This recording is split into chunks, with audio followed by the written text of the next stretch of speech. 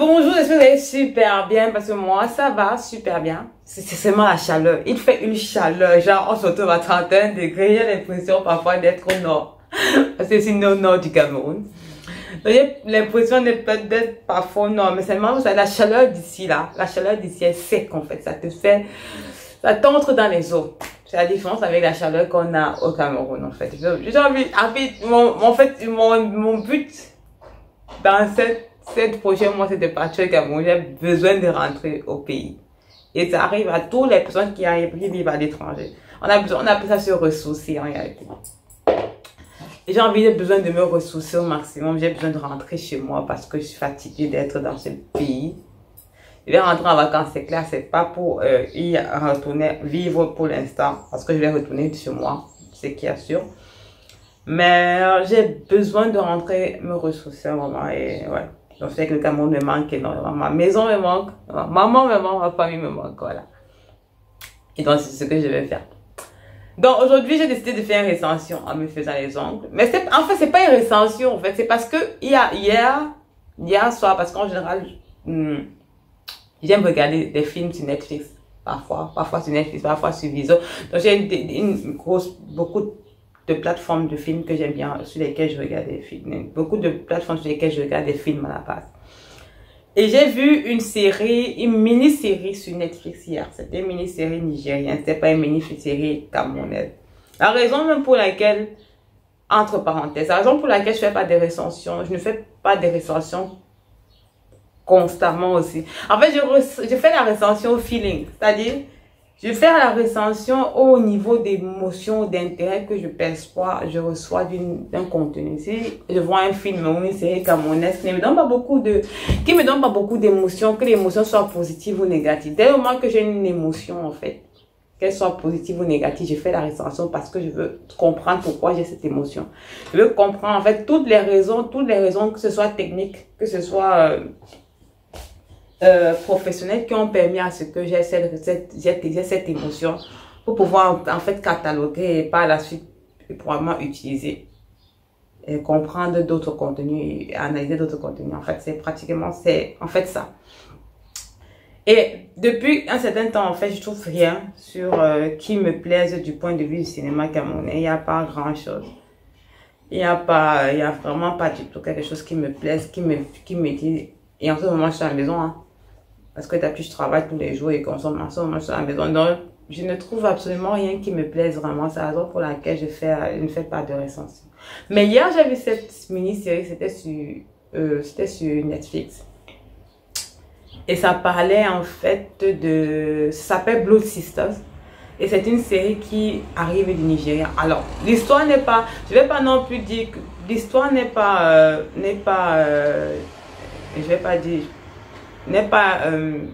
nouvelle en fait. Comme je vous ai dit, en réalité aujourd'hui on a juste une répétition de ce que c'était le storytelling des films du passé. Donc il n'y a rien de vraiment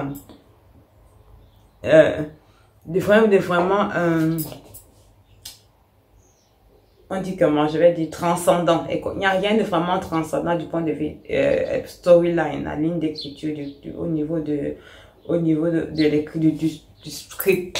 C'est pas une histoire en fait. Tu vas te dire non, c'est la première fois que je vois ça et comme ça. Non. Ça parle de quoi? Ça parle d'une jeune demoiselle en fait qui est Ini Okoji en fait, qui s'appelle Sacha dans le film. Vous avez dit que je suis beaucoup le cinéma anglo-saxon, donc le cinéma nigérien en fait partie. Donc je connais certains acteurs. Qui en fait qui devait se marier à un homme qui était violent et qui était super violent à la base. Et qui avait une mère contrôlante en fait, qui était contrôlante et super puissante au Nigeria. Et donc, comme il était violent et qu'il la battait et après, par la suite, il dessinait en fait l'image qu'il faisait, c'est-à-dire d'elle battue en train de pleurer. Donc, c'était vraiment un sadique à la base. Et elle devait se marier avec lui parce qu'il était super riche. Si on dit puissant, il était super riche. Mais surtout aussi ses parents, les parents du gars en fait, avaient tellement d'argent qu'ils avaient consenti un prêt à la famille de la fille et qu'il aidait la famille de la fille. Donc la fille d'une certaine façon se sentait redevable vis-à-vis de lui raison pour laquelle elle avait décidé de se marier. Mais elle avait une amie qui est Nancy Esime, qui est une de mes contemporaines, et j'aime beaucoup cette Nigérienne-là, très particulière dans tous ses rôles. Elle est partie. J'aime beaucoup. C'est une de mes actrices favorites et puis une de mes hosts favorites aussi. Pour ceux qui sont dans l'univers du journalisme. Et elle, c'est l'actrice principale. Bon, en fait, il y a deux actrices principales. Et c'est Nancy Esime et puis il y a Indira Okoje. Donc, à la base, voilà. Et donc, le jour de la dot, parce qu'il y a des dots nigériennes pour les familles riches, en fait, c'est assez festif, c'est assez, pas seulement festif, c'est vraiment, vraiment lourd hein, du point de vue du budget, du point de vue du... C'est vraiment flamboyant, je voulais dire. C'est vraiment flamboyant, c'est vraiment particulier. C'est vraiment une extension de la richesse, une représentation de la richesse des familles. Et donc, pendant la dot, en fait, le monsieur l'a tapé. Pendant la présentation des noces, en fait, le monsieur l'a tapé. Et sa copine s'est rendue compte que le monsieur l'avait tapé. Elle a donc dit à la fille qu'il faut qu'elle divorce, elle ne se marie pas avec le gars. Ça veut dire qu'elle devra passer toute une vie. Elle devra passer toute une vie où elle va être maltraitée et elle va être battue, en fait. C'est de souffrance, en fait. Malgré qu'il y ait l'argent, est-ce que c'est ce qu'elle voulait? Elle voulait donc. Et donc la fille a dit, il n'y a pas de souci. Et elle a dit, non, je ne veux pas ça. Elle a donc appelé sa mère le soir. Elle appelle sa mère, elle a dit à sa mère, voilà, il me tape, il me bat depuis des années. Et sa mère lui dit que je ne veux pas entendre ce que tu as dit. Qu'est-ce que tu as fait pour qu'il te batte? De toutes les façons, tu vas rester dans ce mariage parce que c'est grâce à eux si aujourd'hui on est ce qu'on est, c'est grâce à eux si aujourd'hui on a l'argent. Voilà donc la fille qui se rend compte en fait que ses parents ne sont pas prêts à la laisser se libérer du gars. Elle décide donc à ce moment-là de dire au gars que c'est fini. Elle attend. Moi j'ai pas compris pourquoi elle sait que le gars est là-bas. Elle appelle le gars le soir de la dot, quelques instants avant le début de la dot, pour lui dire qu'elle ne veut plus rester avec lui, elle ne veut pas se marier avec lui. Tu t'attendais à quoi? Il va te taper, il va pas te taper. Il te tape comment? Devant près de 200 tenants qui sont venus pour le... Bref. Pratiquement, elle appelle dans le gars, elle envoie sa copine appeler le gars. Le gars arrive dans la chambre et il dit que voilà. Déjà, on avait tenté de tuer le gars, le grand frère du mari du fiancé de la fille avait déjà tenté de le tuer un peu plus tôt dans la journée. Et quand on a tenté de le tuer, il a attrapé celui qui a voulu le tuer et il a envoyé la police sur lui. Et il a dit à sa petite soeur qui était une ancienne droguée en fait, que si quelque chose m'arrive, il faut regarder notre grand frère. La petite soeur a dit que non, concentre-toi plutôt sur ton mariage, ne te concentre pas sur des choses comme ça. C'est comme ça que ça s'est donc passé. Donc voilà la fille donc, et quand il a arrêté le meurtrier, il a pris son arme en fait. Il a pris l'arme.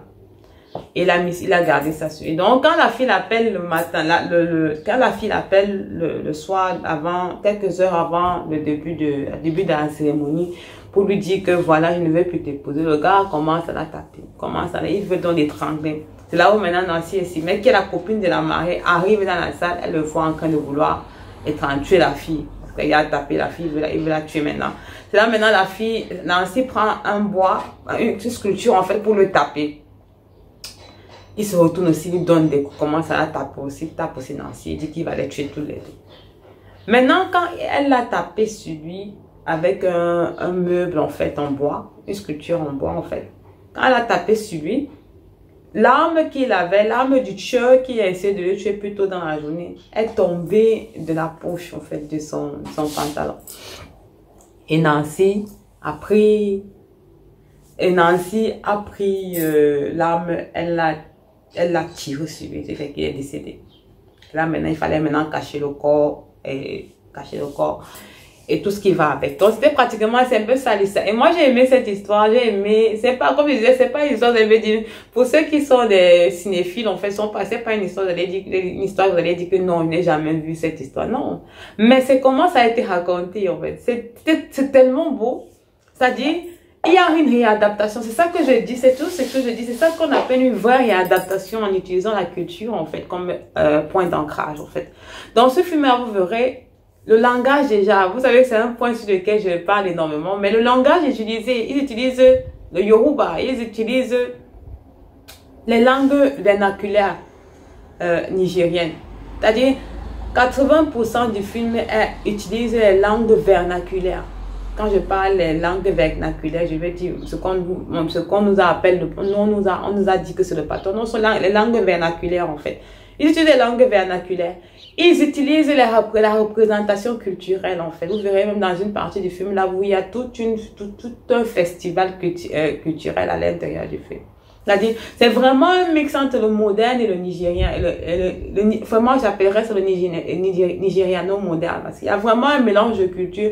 Il y a vraiment cette volonté-là de représenter la culture nigérienne. Dans son air, comme dans son essence. Pour moi, c'est magnifique. Il y a des symboles. Vous retrouvez aussi les symboles de la richesse culturelle nigérienne, en fait. De la richesse économique nigérienne, c'est clair. Ce sont des archétypes, en fait, que vous retrouverez un peu partout. Dans tous les films nigériens, pratiquement. Et c'est magnifique. J'ai aimé la storyline. C'est vrai que c'est pas une storyline que je vais dire que non, jamais. Mais j'ai aimé comment ça a été classé. J'ai aimé comment l'histoire a été racontée. J'ai aimé les différentes scènes, les différentes séquences. J'ai aimé les prises de vue. Les prises de vue ne sont pas des prises de 180 degrés, comme je dis, pratique. On dit 1, 2. Non. Les prises de vue sont pensées pour renvoyer à une certaine émotion, que ce soit l'émotion liée à l'autorité. Vous verrez des prises de vue où la mère est toujours debout, elle est en haut, et où la mère du marié en haut est sur le plus haut, à l'étage du haut, et la fiancée en bas. Ce sont des prises qui permettent de représenter, la supériorité. C'est-à-dire, au travers d'une prise de vue, au travers d'un arrêt en image, en fait, au travers simplement d'une photo, on a une émotion spécifique qui ressort, on a un sentiment qui est construit, on a tellement de choses qui sont construites à l'intérieur par une simple prise de vue. Ou bien vous avez vraiment cette volonté-là de faire participer le téléspectateur en fait à l'histoire. Moi j'ai aimé. Alors, et puis, les actrices, en fait. C'était incroyable quand on avait l'impression que c'était comme si c'était tellement vrai, c'était tellement bien joué. Moi, je dis, Nancy Isime, c'est l'une un des personnages, en fait, de télévision nigérienne. Moi, c'est une des actrices multi-casquettes, en fait, que j'apprécie particulièrement. Elle me fait penser à l'actrice, en fait, de Ron, que j'aime beaucoup. Elle me fait beaucoup penser à elle. Pour moi, elles sont pas très différentes au niveau énergétique, au niveau énergétique, au niveau du charisme visuel. Donc, parce qu'il y a plusieurs types de charisme, en fait.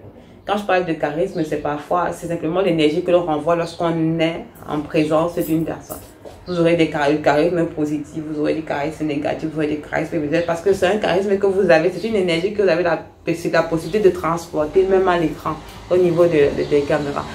Et au niveau de la caméra, ce qui fait que ça se transpose. Et le téléspectateur peut ressentir ce charisme-là.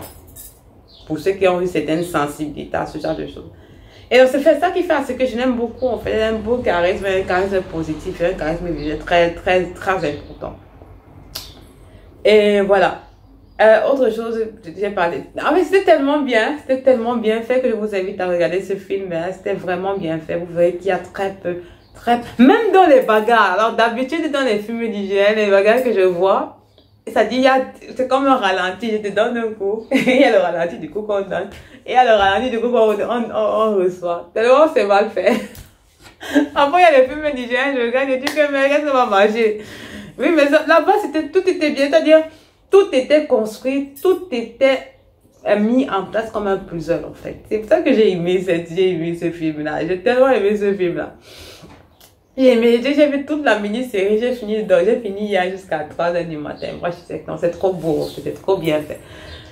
C'est pas que, tu vas pas te dire, je ne me dis pas que c'est bien fait parce que c'est nouveau, en fait, ou bien c'est parce que c'est la première fois. Non, c'est simplement parce que je vois par rapport respectivement, ou bien par rapport à ce que je vois dans d'autres cinémas, dans d'autres films, en fait, le niveau de qualité, mais surtout le niveau de la volonté d'être précis, le souci des détails, en fait. la précision, la volonté de construction, la volonté de partager une émotion, mais surtout la volonté de retranscrire la réflexion et la pensée de la réalisation. C'est pour ça que je dis, quand je vois un film qui me fait plaisir, c'est surtout du point de vue africain. En fait, je parle de ça, je le garde en mémoire parce que je me dis, voilà une des références que je peux utiliser lorsque je fais des recensions pour le cinéma camerounais. Je ne fais plus de recensions, pas que je ne fais plus, en fait, c'est que depuis un certain temps, je trouve pas de film qui me meut. Je suis quelqu'un de très passionné à la base. Bon, passionné, non, je suis pragmatique aussi. Mais je suis meut par les émotions, en fait. Je me meus par les émotions à la base. Et si je vois un film qui me plaît, je sais pas si j'ai déjà dit avant, si c'est que je vois un film qui émotionnellement me parle, en fait, émotionnellement me permettent me donne envie d'en parler. Émotionnellement, me dit, ok, voilà, on parle de ça aujourd'hui, je vais le faire. Mais si je trouve pas, depuis un certain temps, il n'y a aucune série camerounaise vraiment que je regarde même, qui me plaise même, parfois même je regarde des séries juste tout simplement parce que j'ai vu je sais pas, un teaser qui m'a plu, mais il n'y a pas grand chose en ce moment. Donc voilà. Donc ça que je n'ai pas fait de recension depuis ces derniers temps. C'était vrai aussi que j'étais un peu souffrante. Mais bon, de toute façon, on va trouver des moyens de rester en contact, on va trouver des contenus intéressants et des sujets intéressants dont on parlera. Entre temps, je dois terminer de mettre mon vernis. Passez une agréable journée. Ah.